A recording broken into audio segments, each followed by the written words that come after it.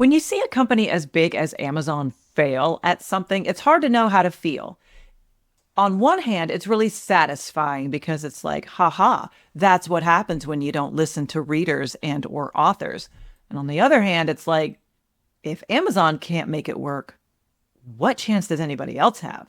This week, the indie pub community was shook by the announcement that Kindle Vella was closing its doors. Now, if you are not an indie author, instead you're just a prolific reader, you might be asking yourself, excuse me, what is Kindle Vella? That very question would indicate exactly why it imploded. Here's the announcement that authors like myself got in their email earlier this week. We are winding down Kindle Vella. We've made the difficult decision to bring Kindle Vella to a close in February 2025. This was a difficult decision. We are grateful for all of our authors and readers who participated in Kindle Vella, and while we remain committed to experimenting and testing new ideas to deliver unique and delightful experiences for both readers and authors, Kindle Vella hasn't caught on as we've hoped. Obviously, I'm not going to go through the whole thing, but if you've never heard of Kindle Vella, let me tell you what it was. It was a mobile-only serial fiction platform. It utilized microtransactions, which means that you would put down like $20 at a time, and that would purchase you a certain number of tokens. And you would use those tokens to read different chapters of a work. The first 3 chapters or episodes of every work of fiction were always free. That way you could start a book and then you can decide if you wanted to pay money to continue reading it. On its face, that's not a bad idea. But there were a couple of problems. The first, in my humble opinion, was that it was US only. Really? The second one is that it was mobile only. And when I say mobile, I mean phones and tablets. It was only available through the Kindle Vella app. You know where it wasn't available? On Kindle e-readers. That's right. A Kindle product was not available on the Kindle e-readers. I have no explanation for this baffling decision. I know that there are phone-only readers. They read only on their phone. I get it. I am not here to judge you. I just don't understand it. I hate looking at my phone, and a lot of other people do too. I like serial fiction. I don't like reading it on my phone. I have a Kindle. I have a lot of e-ink devices. So why is the market leader in e-reading devices not allow you to e-read on their e-readers? What are you doing?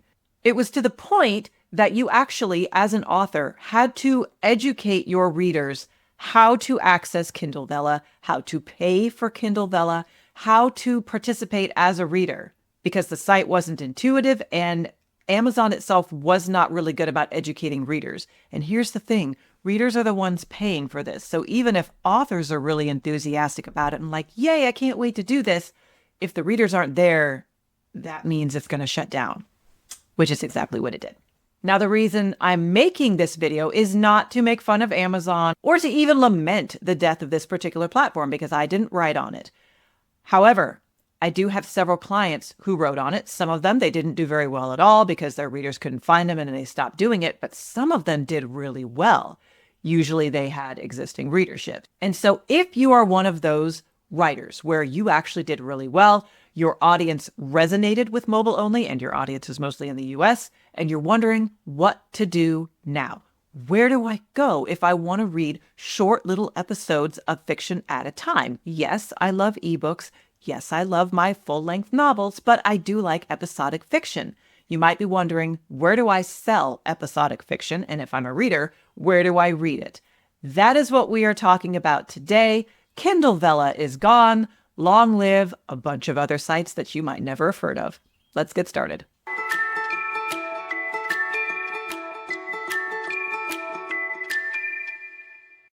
Hello, Shameless Writers. I'm Kristen McTiernan, the nonsense-free editor, here for your regular dose of writing, publishing, and productivity wisdom. Today, we're going to be talking about all of these serial fiction alternatives for both authors and for readers, and we are going to get started with Radish, the reasonably closest relative to Kindle Vella, if you were a Vella reader or if you were a Vella author. This might be for you, with one important caveat. Radish is a fiction site that produces episodes or chapters in small chunks and allows for micropayments, very similar to Kindle Vella. That way you're not dropping, a monthly fee just on one book or just on one author. You are paying a monthly fee of $9.99 per month, and you get a certain amount of tokens for that. Now, Radish is slightly different from Vella in that it also includes webcomics and it also includes audio. So your monthly fee does go towards any of that you wish to read. So there's a lot of flexibility in that, which makes it very popular. The important caveat in that, however, is that Radish is for romance. Now, it's for all different types of romance. It's not just for dark romance. It's not just for sweet romance. Romance is a big umbrella term, and there's a lot of different kinds. And so you might find what you're looking for there.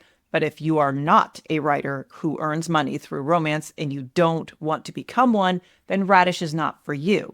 However, if you think that you would like to maybe earn some money, get a part of that romance pie, and it is a big pie.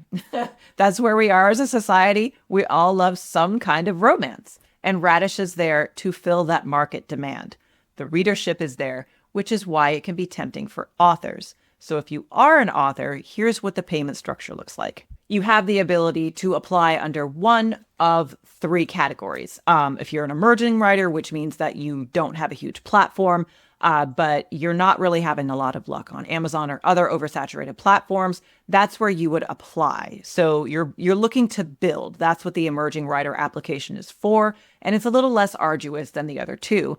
The established writer's path means you're bringing at least some readers to the platform with you. So you already have an established fan base, even if it's small, and they're willing to follow you over to a new platform. They also specify that you are able to monetize your work. So for the emerging writer's path, I'm not really sure, but I think you still get paid. The payment structure just might be a little bit different.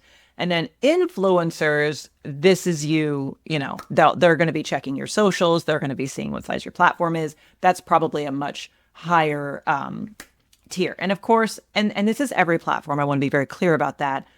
The bigger platform you already have, the more you're going to be featured, the more you're going to be pushed, because Radish and every other platform wants to make money. And if you've already proven that you can make money, then, your stuff is going to get more traction than someone who's still working to prove themselves. So I just want to say that's not a Radish thing. That's an everywhere thing. In terms of getting paid, apparently Radish is very good about paying you and being very transparent about that. Based on an author on Reddit, Sylvia R. Het, I have published 2+ books with them. I don't know what 2+ books means, but maybe 2 and 1 in progress. And my first book had 60,000 views. We have to send them a 10,000 word document along with a few information, and they will reply if we're selected in 2 weeks' time. Okay, so just because you write something, it doesn't mean that they're going to post it, which is good to know because that's helpful for quality control and for branding. They want to make sure that what goes to readers isn't just, some Dear Diary slop. So that's good, actually. They have a coin-based value, and it's 2 cents for a coin, and their minimum threshold is $50. They pay quarterly, and we don't have to sign any contract. We could just use the Author Central and upload our books. It's just so easy to use once you get the hang of it. Okay, that's really good to hear. So it looks like the user interface on the author end is very good. And the fact that it's still going strong means that for readers, it's probably a seamless experience as well. And I think, yes, Radish is a mobile-only platform. So you're not going to be reading that in the browser. You're going to be reading that on your device. So if you are a phone reader and you like romance, Radish might be a place where you want to read. And if you're interested in possibly being a romance writer, if you're not already, that might be someplace that you want to serialize your fiction. Before I move on to our next official one, I do want to mention Wattpad, because you can't not mention Wattpad. Technically, Wattpad does have something called Wattpad Creators, wherein you can monetize your writing. But I'm not going to give it a full feature because it is invite only. So if you are not already on Wattpad, if you are not already getting a lot of views and a lot of interaction, this isn't for you. This isn't something that you could just start. This isn't something you could just apply for. It's invite only.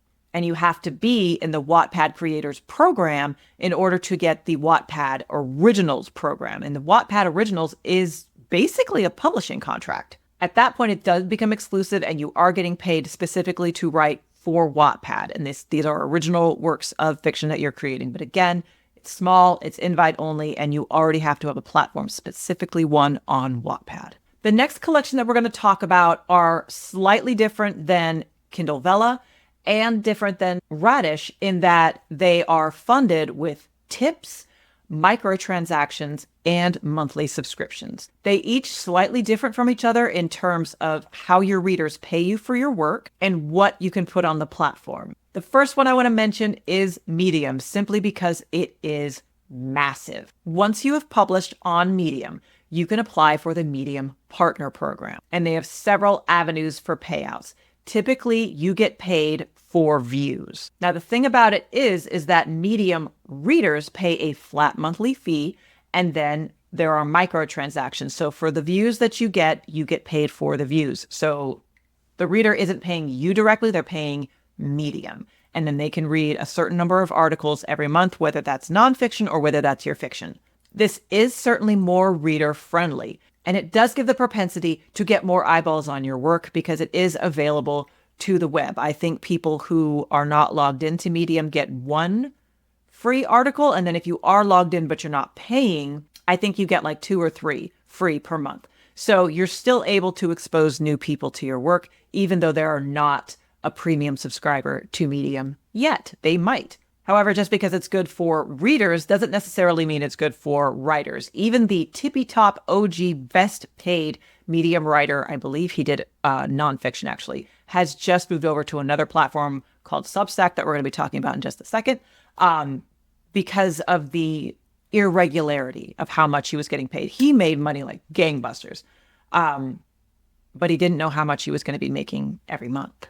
And it's not something that he had control of. It didn't matter if he advertised, it didn't matter what he did. And just having that lack of control seemed to have been a sore spot for him, which is why he moved over to Substack, which is the platform that I am on, both for my nonfiction Substack blog, I guess you want to call it, which is called Fictional Influence. It used to be called The Nonsense Free Writer. You may remember I made a video about how you can start your author newsletter on Substack, and that's how it started for me. And then I just kind of rebranded and shifted over time.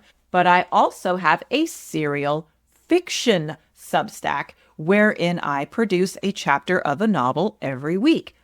That's a separate publication, but it's also built on Substack. And the reason that I chose Substack for myself was because it's not built on microtransactions. The people who subscribe to you subscribe to you. Now, that is a double-edged sword. So someone paying me $5 a month, they only get my stuff, and they only get it from that one publication. So even if they are like, yes, I'm subscribing to Serial Journeys, $5 a month, they would have to pay another $5 a month to also be a premium subscriber to Fictional Influence, which I'm not super crazy about that. I'm going to be real with you. But there are some benefits to this model. One, you have the freedom as the writer to choose if individual posts are free for everybody and thus available on the internet for anyone who comes looking for you, or if they are only for premium subscribers. So if you are producing fiction, you can have the majority of your book available for free, and then you can monetize certain chapters, or, and this is what most people tend to do, they'll have, the first half of the chapter free and available for everyone. And then in the middle, it'll be a paywall content. So each person who reads can make an educated decision. Okay, is this worth me spending $5 a month on? You also have the ability to gift premium subscriptions. So if you have an OG reader who has been with you from the beginning, I have a couple of those. I gifted them premium subscriptions so they can always read all of my stuff for free because they spent a lot of money on my stuff already. And that's something that I wanted to gift to them. Thank you. Thank you for being a loyal reader. Here's how you can read my works in progress for free, even if it's behind a paywall. As a Substack person, I can say with 100% certainty that the discoverability on Substack is amazing. I have gotten a lot of subscribers only from the Substack app, both from subscribers of other newsletters and from the notes feature, which is kind of like a social media feed. If you didn't know they had one of those, they do. And I kind of like it. And it's different. A lot of people have compared it to Twitter, but I'm going to be real with you. Unless you're on the politics tab, and it is a separate tab, thank God. It's not like Twitter for me. It's more like old school Facebook, in the good old days. So if you weren't aware that Substack had that element to it, I highly recommend it. You'll see it as soon as you log on to substack.com. So that's something to consider as well. Discoverability is a big thing. Next, we're going to talk about Patreon, which is another big part of the creator economy. The reason I want to touch on Patreon, because you already probably know about Patreon. If you're a YouTube person, you have heard YouTubers say, hey, subscribe to my Patreon. And the great thing about Patreon, I don't have one, but a thing that most people liked about it was that you, as the subscriber to the creator, whether they made videos or whether they sold serial fiction or full novels sometimes, was that you had the choice to either pay a monthly fee, a subscriber fee, or you had the option to pay per creation. So if they weren't creating new stuff every month, you weren't paying every month, and maybe you don't get anything. You could pay per creation. But Patreon has just made the, in some cases, financially devastating decision to stop that option. And they're doing it because of the Apple app costs. I guess it's no longer financially viable for them because some people are still, subscribing to Patreon via the Apple Store. Why are you doing that? Okay, it is more expensive for you, the consumer, and I think it's more expensive. They get more fees for the creator.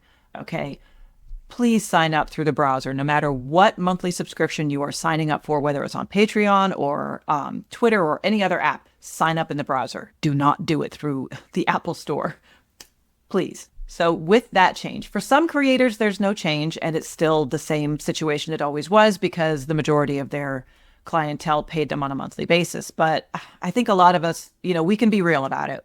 We have subscription fatigue.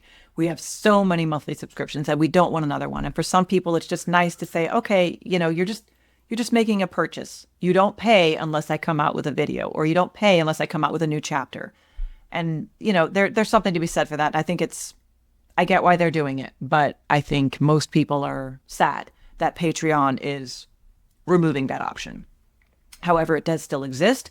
And if you are looking for something where you're taking in a monthly subscription fee, then Patreon is still viable. And it has a lot of ways to communicate. It has its own app, which is, part of the problem.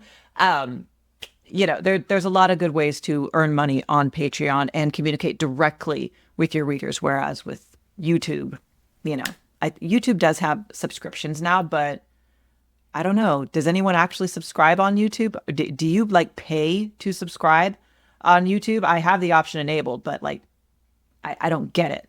Why would you? Anyway, is that for live stream people? Maybe that's what it is. Okay. Next on the list, and this is a new one for me, Buy Me a Coffee. That's the name of the site. Buy Me a Coffee. I did not know that this existed until last week.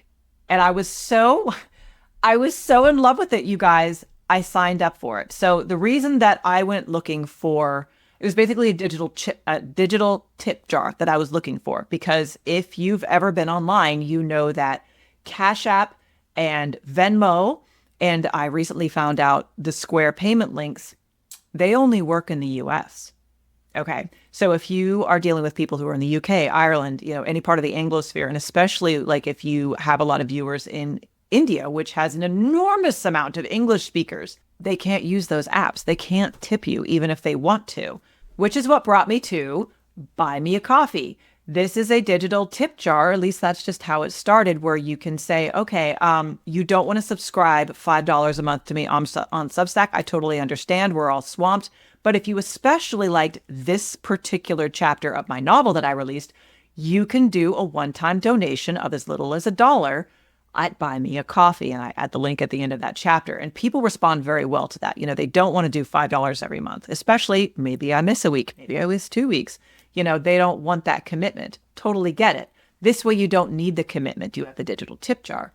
But what I found out when I signed up, they also have subscriptions available. It's very much like Patreon. So if you choose to, you can start a monthly subscription that is located on Buy Me a Coffee.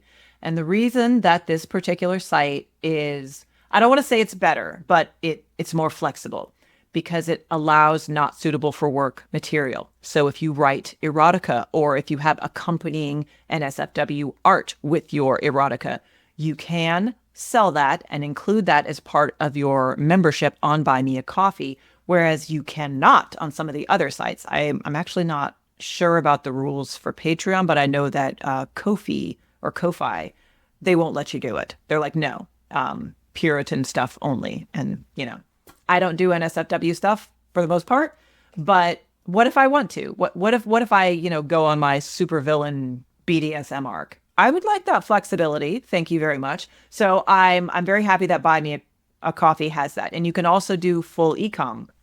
So for me, I sell ebook bundles there, and it's direct to you. So yes, you can get my ebooks on Amazon or you can get it on Kobo, but you can get it directly from me too. One, it's cheaper. Two, it doesn't have DRM on it, which means that you can save it to your hard drive on your computer. You can put it on as many of your devices as you want. Please don't pirate my stuff, okay? Specifically for authors, they also have the ability to redirect. So if they purchase something from you, you can redirect them after the purchase to a site like BookFunnel where they can download the files, whether that's an ebook, whether it's an audiobook or something like that. So you're not locked in and having to upload your digital product directly to there. If you already have it located at another spot, you can redirect after purchase.